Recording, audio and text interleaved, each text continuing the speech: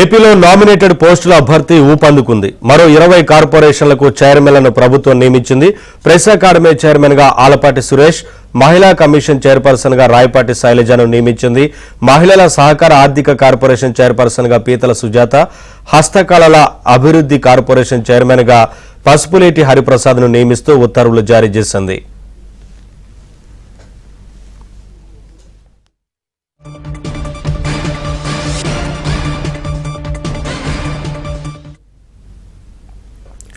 ఇదే అంశానికి సంబంధించి మరింత సమాచారం మా ఏపీ బ్యూరో చీఫ్ రామారావు నుండి తెలుసుకుందాం. రామారావు. నవీన్, ఆంధ్రప్రదేశ్ లో నామినేటెడ్ పదవుల భర్తీ ప్రక్రియ కొనసాగుతూ ఉంది. ఈ రోజు మరో 22 కార్పొరేషన్లకు చైర్మన్ పదవులను ప్రకటించారు. ఇందులో 3 జనసేనకి, 1 బీజేపీకి ఇచ్చారు. మిగతా పదవులన్నీ కూడా తెలుగుదేశం పార్టీకి సంబంధించిన వ్యక్తులకు ఇచ్చారు. అయితే ఇందులో ప్రధానంగా ఆంధ్రప్రదేశ్ ప్రెస్ అకాడమీ చైర్మన్ గా ఆలపాటి సురేష్ పేరును ప్రకటించారు. ఏపీ మహిళా కమిషన్ చైర్పర్సన్ గా రాయపాటి శైలజను, ఆంధ్రప్రదేశ్ ఎస్టీ కమిషన్ చైర్మన్ గా మాజీ మంత్రి జవహర్ ను ప్రకటించారు. హస్తకళల అభివృద్ధి చైర్మన్ గా జనసేనకు చెందిన పసుపులేటి హరిప్రసాద్ పేరును ప్రకటించారు.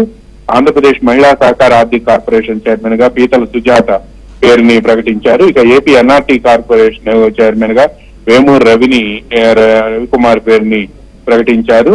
Andhra Pradesh agro industries development corporation limited chairman గా మాలేపాటి సుబ్బారావు కావలికి సంబంధించిన టీడీపీ నేత ఈయన పేరుని ప్రకటించారు. మత్స్యకారుల సహకార సంఘాల సమాఖ్య